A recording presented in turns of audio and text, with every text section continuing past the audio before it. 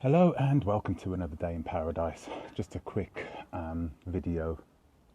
Sorry about the informal setup.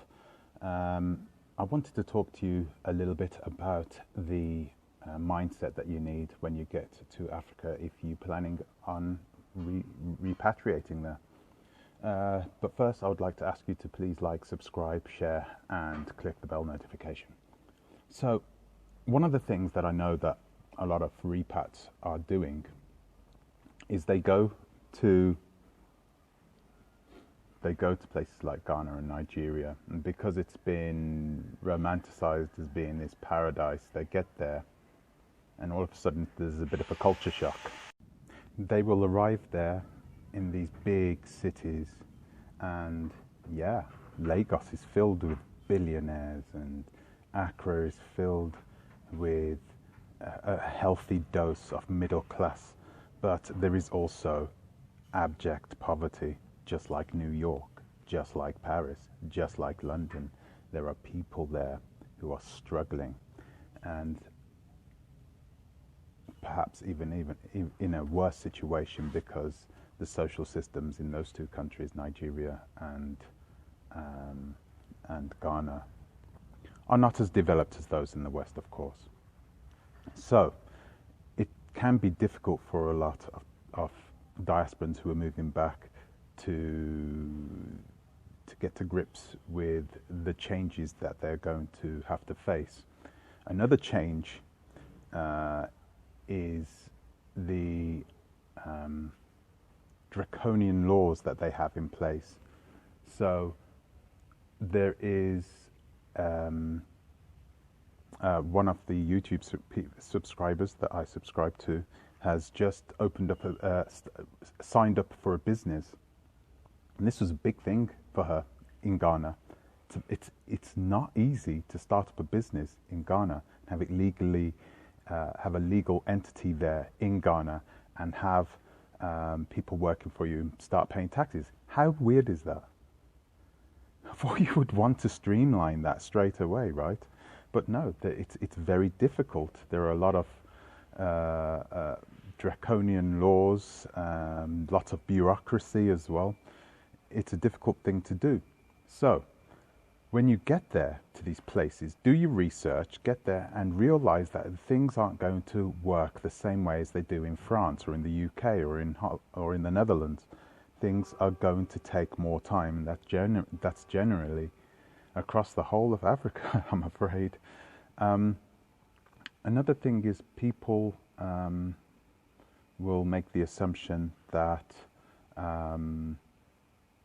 especially those who are moving back with the B1 mindset, they'll make the assumption that all black Africans are going to think like that. They're going to love them and welcome them with open arms, and you will get a lot of these B1 mindsets coming, diasporans coming to Africa and saying to themselves, I am not going to do any business with any other race other than with my race. And they're putting themselves at a serious disadvantage to their competitors. You have to have a liberal mindset. You have to be willing to work with it's horrible to say this, but you have to be willing to work with everybody, especially in the beginning, if you really want to take this serious and you really want your business to survive and to thrive. Because, it's going to be difficult. Starting up a business here in the West is difficult.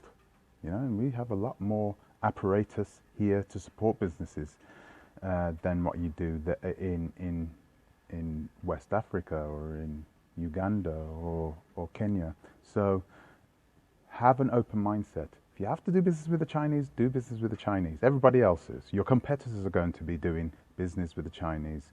You have to work with Arabs, then do so. Do what you need to do in the beginning, get yourself established, and then make your changes. Align yourself with your own method of thinking and become more B1. Bring your business into a B1 mindset then. You also got to remember that 90% of the Africans you're going to encounter are not going to be B1, because like I said before in my other video, there is no such thing as black people in Africa. This is another thing you got to get used to. They are not thinking the same way the diasporans think, and definitely not the same way B1s think. Okay, they are not looking to put their own thoughts on equality into their business. They're looking to survive. They're looking to feed their family, to build their houses, to pass on their generational wealth as well. That is their number one focus, not you and your mindset. Okay, so you got to remember this, and it's going to be difficult for you if you are coming in from America and you believe that you should be put first because of the color of your skin, and it's just not the case in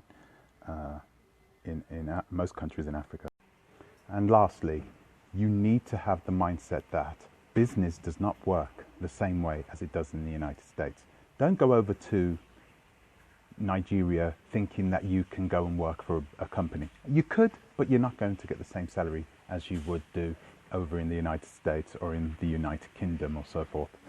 Okay, so you need to have a more entrepreneurial mindset. Okay, think about making your own money. Think about starting your own businesses. If you're going to start your own businesses, start it before you get there so you hit the ground running. That is really important. And make sure that you put your own destiny into your own hands. You don't want to put your destiny into the hands of a conglomerate that's probably owned by a Westerner. So that's one thing you really need to do. Focus on having that entrepreneurial mindset and focus on building your own legacy. So anyway, that's it for me today, and enjoy your day, and be safe out there. Ta-ra a bit.